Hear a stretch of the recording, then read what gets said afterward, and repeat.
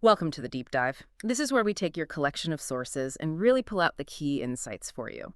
Think of it as your shortcut to getting genuinely informed. Hmm. And today we're diving into materials all about Salacz Gyula.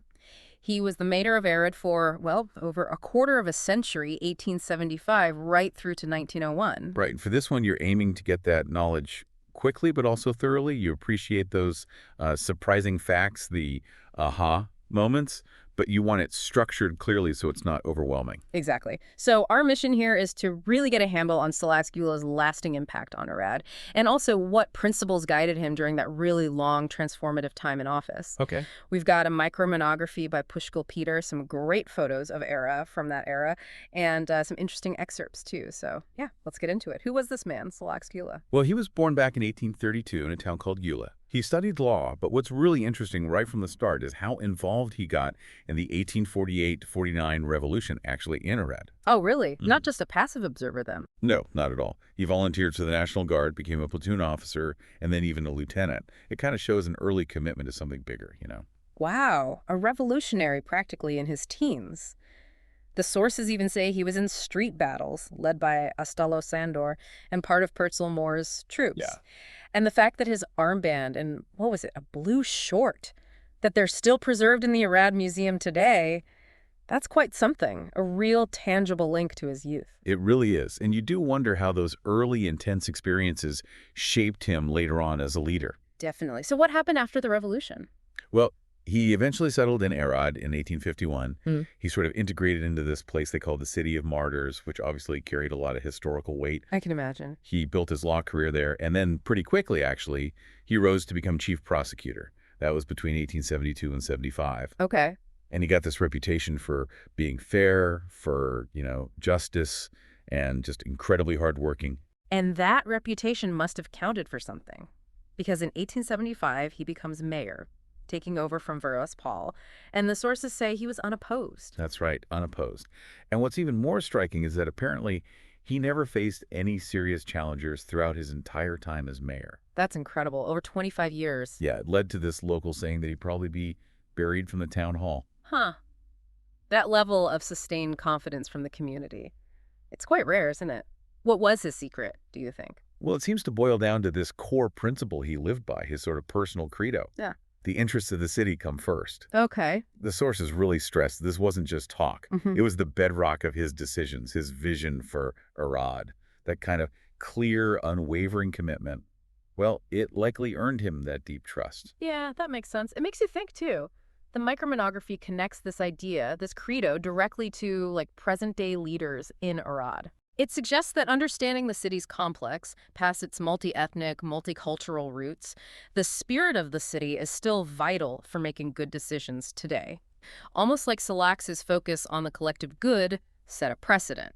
That's a really interesting point. A lasting legacy in how leadership is approached. Exactly. So to really get the scale of his impact, we need to picture Arad before him, right? Mid-1870s. What was it like? Okay, yeah. Imagine a, well, pretty provincial settlement on the Mireille River. The streets, often dark, prone to flooding. And get this, apparently wild ducks were just wandering around commonly. Wild ducks on the streets. Seriously, that really paints a picture. Yeah. Sort of. Still quite rural in feel. Very much so. And they did have a horse-drawn tramway since 1869, but it sounds like it wasn't exactly state-of-the-art, more something people kind of grumbled about. Right. Basic infrastructure, things we take for granted now, was pretty limited then. Definitely limited. Yeah. Mayor Veros Paul's report from 1874 really highlights this. They'd started some street modernization, but Arad was struggling with really high death rates. Oh. Infectious diseases mostly. Cholera in 72, smallpox, TB, and infant mortality was tragically high too. These were major public health crises he walked into. Wow. That's a heavy burden. But it wasn't all bleak, was it? The sources mentioned some positive economic signs. That's true, yeah. It wasn't all hardship. They actually had an early savings bank founded way back in 1840, and the furniture industry was growing. Plus, the railway had arrived, connecting Arad to Szolnok and to Miara. So there were some foundations for growth already there, seeds planted maybe? Exactly. It wasn't a completely blank slate he inherited. And interestingly, despite the infrastructure issues, Arad had a surprisingly strong cultural base. Really? Like what? Well, a decent school network, the minority school, teacher training since 1812, an Orthodox seminary since 1822. They had a theater building from 1817, a town conservatory from 1833, various cultural societies. That sounds quite vibrant for a provincial town back then. And didn't the sources mention a multi-ethnic press, too? Yes. Publications in German, Hungarian, Romanian, Yeah. which really underlines Arad's diverse character even at that time. And the population was growing steadily. It was around 32,000 when Salacz started, and over 52,000 by the time he left office in 1901. That growth itself would have put huge pressure on the existing systems. Right. So Celeste steps in. He's got this city with potential, growing population, cultural identity, but also dark streets, disease, and crucially, a big pile of debt. A very large public debt, yeah, resulting from major projects already underway, the town hall, the high school, the theater. So he couldn't just, stop building things or just hike taxes massively. He needed a different approach. That was exactly the challenge. He had this conviction, this belief that Arad could become a major hub for the whole southern Pannonian plain. But he knew that required a fundamental shift. Towards becoming a modern city. Precisely. And his strategy really started with modernizing the city administration itself, prioritizing competence, getting the right people into official roles. That was key for him. And it sounds like he was good at building support. The sources list quite a few influential names who backed him. He was remarkably successful at that, yes. Building a strong coalition across different sectors. The micromonography points this out. His ability to get people on board was probably crucial for his long tenure and, the sheer scale of what he achieved. It wasn't just him alone. Okay, so what were some of those big achievements then? What did he actually do? Well, the list is pretty impressive. One of the absolute first priorities was tackling the flooding. There was a really bad flood in 1877. Ah, a catalyst event. Exactly. That pushed things forward, leading to the construction of the Murray Dike. It was finished in 1880 under Chief Engineer Vera Lajos. And that made a real difference. Huge difference. It wasn't just about stopping floods. It provided stability. It allowed the city to confidently invest elsewhere. It shows how he understood that progress is interconnected. You need that foundation first. And interestingly, Salacz Park was created as part of that whole flood defense project. So a practical solution, creating a public good. Nice. What else? Education. Yes, he put a huge emphasis on education, building a proper school network, even out into the suburbs. New school buildings opened in 1885, like the Orthodox Seminary. That commitment seems clear. And apparently, he personally led the Teachers' Day celebrations in 1886. This sort of shows his respect for the profession and the role of learning in the city's future.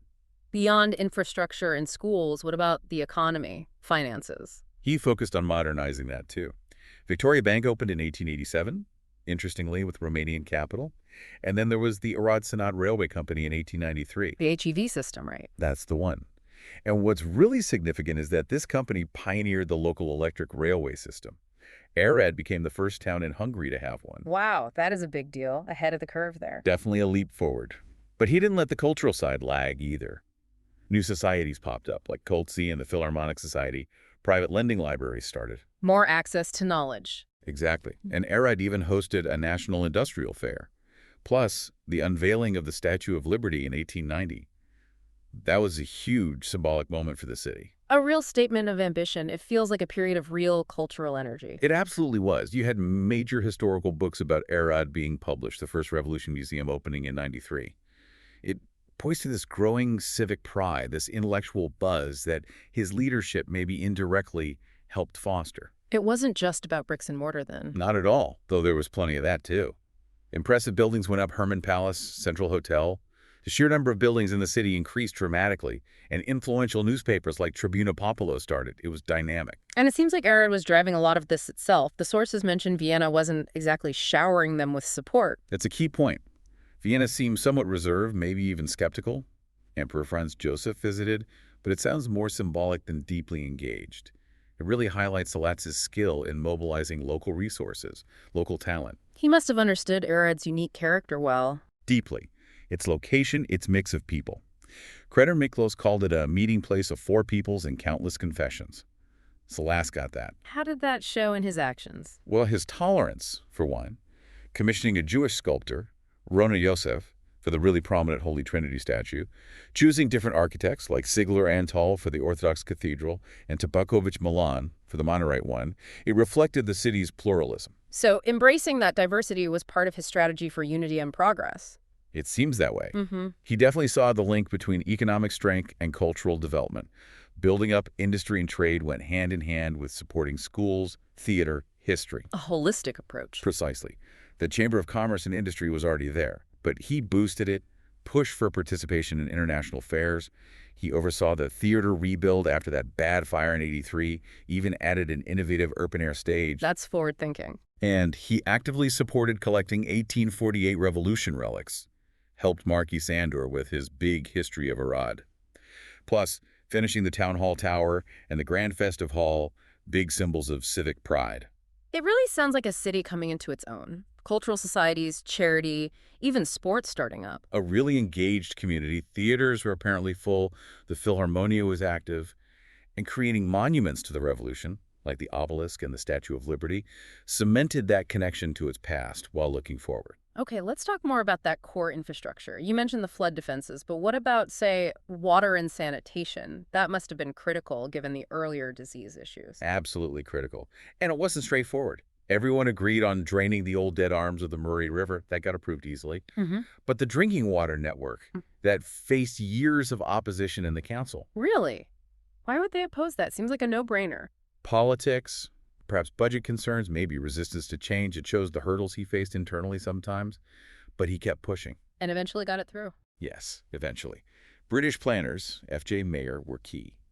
And the completion of the whole system, sewage and drinking water, including that iconic water tower in 1896, that was a massive achievement. The one using the Shone system? That's the one. Designed by Hughes and Lancaster and Dun & Watson architects, it genuinely transformed public health and daily life in Arad. A huge step forward. And electrification followed soon after. It did. Following Tamiara's example, Salacz pushed for electricity in 1896, which was bold because they already had a contract with the gas company. So he had to negotiate his way out of that. He did. Skillful negotiations with Gans and associates in Budapest. It shows his determination to bring Arad the latest tech. Keeping the city modern. What about communications, telephones? That started coming in during his last decade as mayor. Arad got connected to the long-distance network in 1893, and Salacz himself was there for the ceremony, along with the prefect, showing his support again. Subscriber numbers grew pretty quickly after that. He seems to have had his hand in everything shaping the modern city. Big buildings, too. Definitely supported major construction. The Sonata Palace, the Financial Administration Building, which is now part of the university, and he backed developing those local vicinal railway lines, an idea championed by Boris Baini.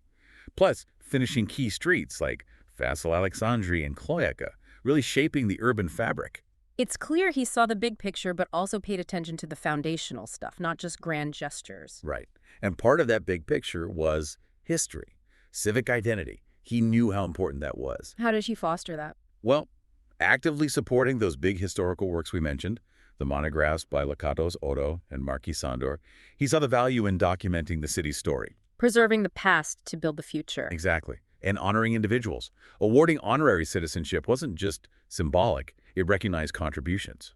People like the playwright Kisiki Gurgely, the painter Minkaksi Mahali, even Kossuth-Lagos, the revolutionary leader. Kossuth-Lagos, while he was still in exile. Yes, and installing commemorative plaques around the city for important people and events. Little reminders of history. And the Mars Monument became quite a draw. It did. Attracted some big names. Visiting Arad Ferdinand Lesseps, the Suez Canal guy.